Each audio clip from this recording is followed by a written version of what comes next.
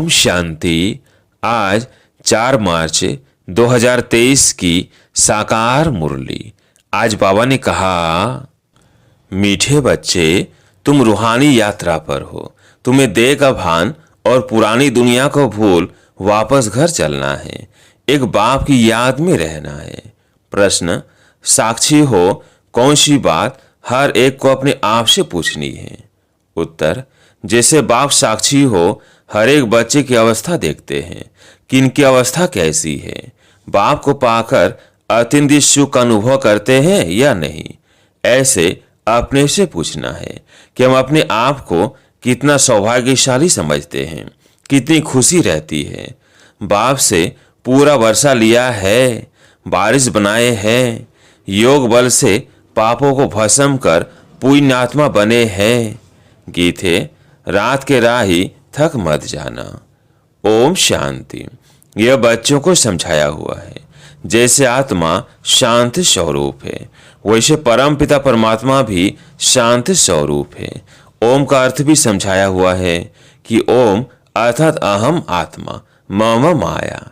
सन्यासी लोग कहते हैं अहम ब्रह्मास्मि, वह ब्रह्म को ईश्वर समझते हैं। रचना को माया कह देते हैं। अहम ब्रह्मास्मि का यह अर्थ करते हैं, परंतु है सब रॉन्ग। मनुष्य जो कुछ करते हैं सब मनुष्यों की सुनी सुनाई पर, जिसने जो कुछ समझाया, जो रस्म चलाई, उस पर चल पड़ते हैं। उसका नाम हो जाता है। यह भी ड्रामा में नूंद है। अब बाप कहते हैं, हे राही, कहाँ के राही? परम धाम के राही। यह हो गई रूहानी यात्रा। रूहों के लिए आत्माओं के वापस जाने लिए यात्रा है। गाइड तो जरूर चाहिए। विलायत से आते हैं तो उनको भी गाइड मिलता है, मुख्य सब स्थान दिखाने लिए। परम पिता परमात्मा को भी गाइड कहा जाता है, पंडों को भी गाइड कहा जाता है। तो बाप कहते हैं, बच्चे, अब मैं आया हूँ तुम बच्चों को वापस ले जाने।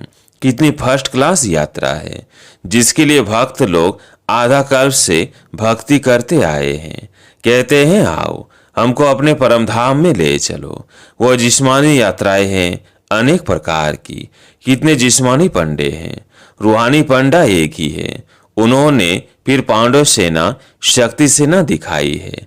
लड़ाई की तो कोई बात नहीं है। बाबर समझाते हैं, हे मीठे बच्चे, पहले तो ये निश्चय होना चाहिए कि बरोबर वो बाप है। तुम्हारा बुद्धि योग बाप के पास जाना चाहिए। बाबा आया हुआ है हमको वापस ले जाने लिए। यह है दुख धाम, पति दुनिया नर्क। हेल नाम तो है ना। गाते भी है लेफ्ट फॉर हेवनली अवार्ड। जरूर कोई नई चीज है, मनुष्य जानते नहीं, सिर्फ कह देते हैं। रस्म रिवाज जो चली आई है सो कह देते हैं। फलाना ज्योति जो समाया, अर्थात आत्मा परमात्मा बन गई। यह नहीं जानते कि ड्रामा है। आत्मा इमॉर्टल है। उस अविनाशी आत्मा में 84 जन्मों का पाठ भरा हुआ है। परम आत्मा में भी पाठ भरा हुआ है। इसको कहा जाता है ड्रामा की कुदरत। परमात्मा से भी तुम पाठधारियों का तो और ही जास्ती पाठ है। वो तो है क्रिएटर डायरेक्टर। तुम जो देवी देवता बनते हो उनका सबसे जास्ती पाठ है। आदि से अंत तक तुम्हारा पाठ है। सतयुग त्रेता में तो बाप का पाठ है नहीं। वहाँ बाबा को कुछ भी करना नहीं पड़ता। इस समय मैं बहुत सर्विस करता हूँ। तुम बच्चों को भी और भक्तों को भी राजी करना पड़ता है। भक्तों को साक्षात्कार होता है तो समझते हैं बस हमने ईश्वर को पाया। भक्तों का नाम कितना है? वह है भक्त माला और यह है रुद्र माला। ज्ञान माला में भक्ति नहीं है। वह तो ज्ञान सागर से ज्ञान धारण कर भक्तों का भी उद्धार करते हैं। उन्हों की ही फिर रुद्र माला बनती है। अब तुम बच्चे समझते हो हम रूहानी यात्रा पर है। गृहस्थ व्यवहार में रहते याद बढ़ानी है।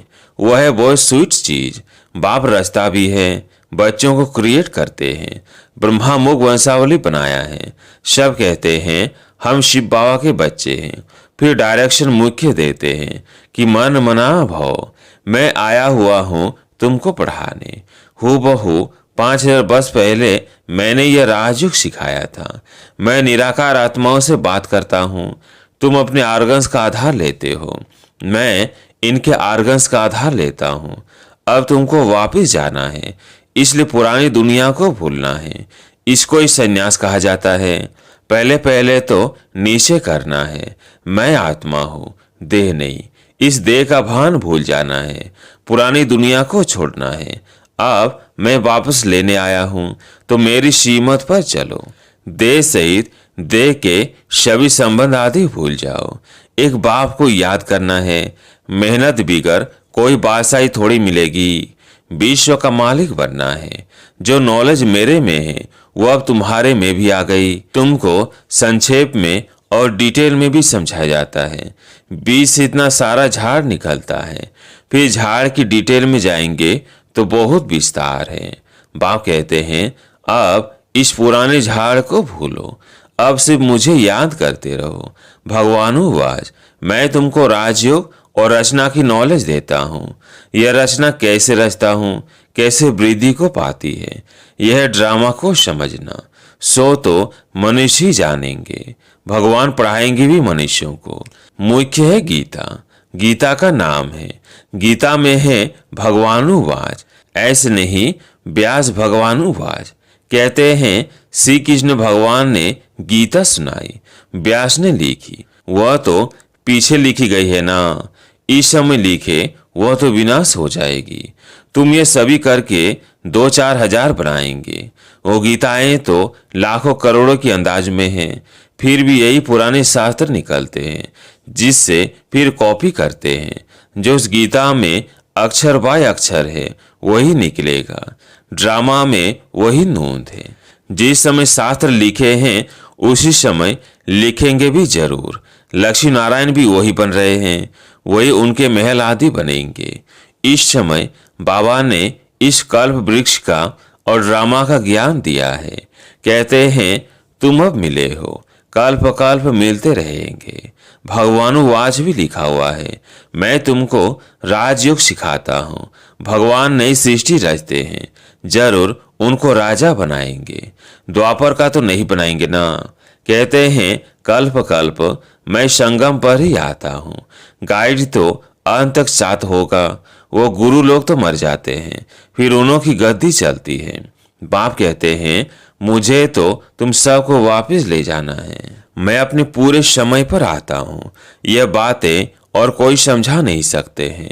मन मनाभाव का अक्षर गीता में भी आदि और अंत में है। यही कहते हैं कि मुझे याद करो। मैं तुमको विश्व का मालिक इन लक्ष्मी नारायण जैसा बनाऊंगा, राजाओं का राजा बनाऊंगा। उस सूर्यवंशी चंद्रवंशी घराने में तुम पुनर्जन्म लेंगे। अभी तुम कलयुग में हो, कलयुग से तुमको सतयुग में ले जा रहा हूँ। मैं कल्प कल्प आकर स्थापना करता हूँ। इस समय ही आऊंगा। हम भी ड्रामा के बस है, साक्षी हो, हरेक की अवस्था को देखते हैं कि इनकी अवस्था कैसी है। बेहद के बाप को पाकर अत्यंत सुख को पाते हैं कि नहीं। हर एक अपने दिल से पूछे, हम अपने को कितना सौभाग्यशाली समझते हैं। बाप के बच्चे बने हैं तो बाप से पूरा वर्षा लिया है, ऐसे भी नहीं। बाबा सबको लक्ष्मी नारायण बनाएंगे। यह पढ़ाई है, जितना जो पुरुषार्थ करें। स्कूल में पढ़ा जाता है तो एम ऑब्जेक्ट रहती है ना, तुम जानते हो। हमें 5 वर्ष पहले मुआफिक हूबहू बाप आकर राजयोग सिखला रहे हैं। भगवानुवाच, मैं तुमको पतित मनुष्य पावन देवता बनाता हूँ। गॉड पढ़ाते हैं तो जरूर गॉड गॉडेज बनाएंगे ना। जैसे बैरिस्टर बैरिस्टर बनाते हैं, भक्ति मार्ग में भगवती भगवान कहते हैं, परंतु हे देवी देवताएं, आदि सनातन देवी देवता धर्म कहा जाता है। तुम जानते हो कैसे बाप आकर हमको पढ़ाते हैं।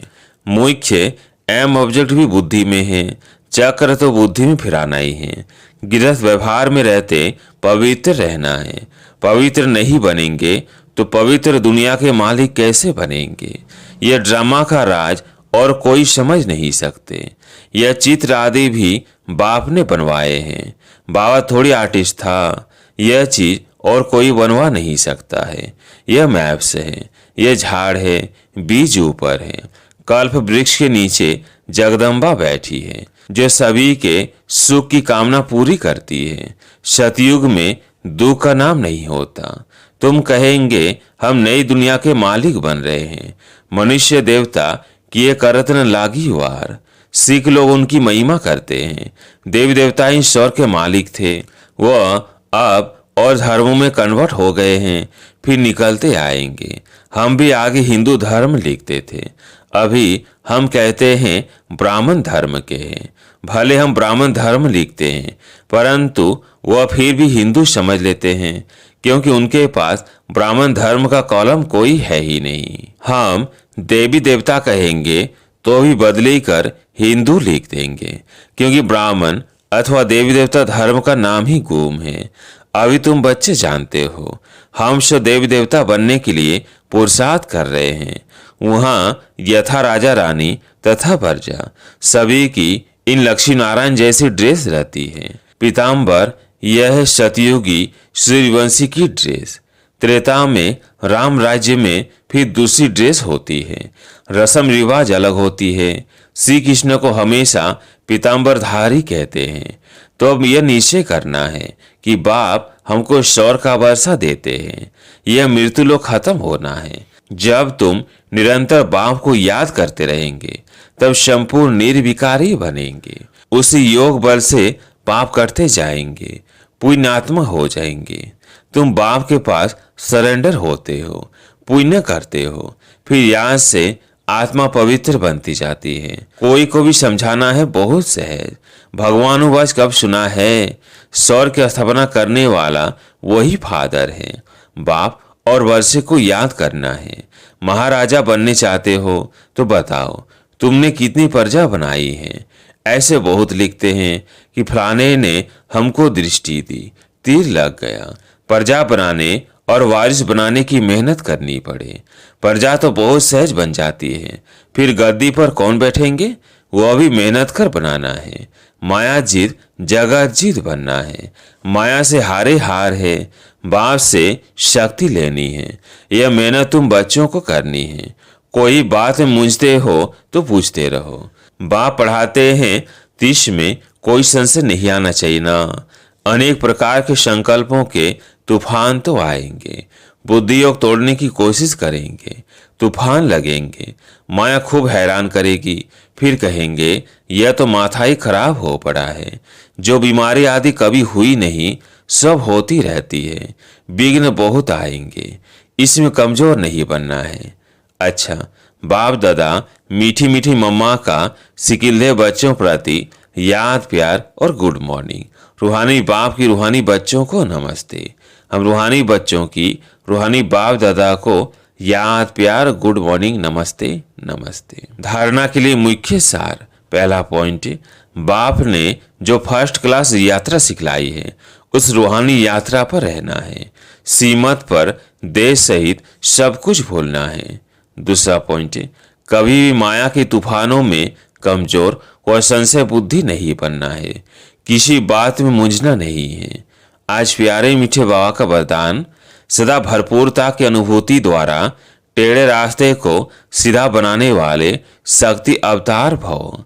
सदा भरपूरता की अनुभूति द्वारा टेढ़े रास्ते को सीधा बनाने वाले शक्ति अवतार भव।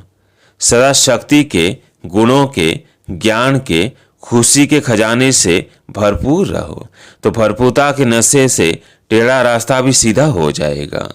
अगर खाली होंगे तो खड्डा बन जाएगा और खड्डे में गिरने से मोच आएगी। जो कमजोर और खाली होते हैं, उन्हें संकल्पों की मोच आती है। शक्ति अवतार अर्थात टेढ़े को सीधा करने का कॉन्ट्रैक्ट लेने वाले, ऐसे कॉन्ट्रैक्ट लेने वाले अब ये नहीं कह सकते कि रास्ता टेढ़ा है। अगर कोई गिरते हैं तो अटेंशन की कमी है या बुद्धि भरपूर नहीं है। स्लोगन है, रुहाब को धारण करने वाले ही रूहानी गुलाब हैं। रुहाब को धारण करने वाले ही रूहानी गुलाब हैं। अच्छा, ओम शांति।